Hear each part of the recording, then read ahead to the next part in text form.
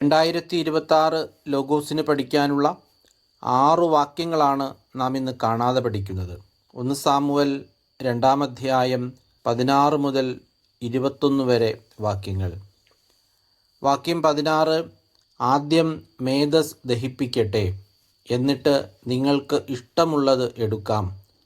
അത് തടസ്സം പറഞ്ഞാൽ പോരാ, ഇപ്പോൾ തന്നെ വേണം, അല്ലെങ്കിൽ ഞാൻ ബലം പ്രയോഗിച്ച് എടുക്കും എന്ന് അവൻ മറുപടി പറയുമായിരുന്നു.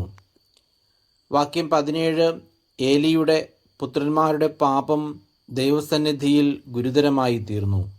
അത്ര അശ്രദ്ധയോടെയാണ് അവർ കർത്താവിനുള്ള അർച്ചനയെ വീക്ഷിച്ചത്. വാക്യം 18: ബാലനായ സാമുവൽ കർത്താവിന് ശുശ്രൂഷ ചെയ്തു പോന്നു.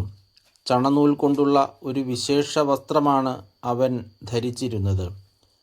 വാക്യം 19: ബലിയർപ്പിക്കാൻ ഭർത്താവിനോടൊത്ത് വർഷം തോറും പോകുമ്പോൾ അവൻ്റെ അമ്മ ചെറിയ ഉടുപ്പുണ്ടാക്കി അവന് കൊടുത്തിരുന്നു.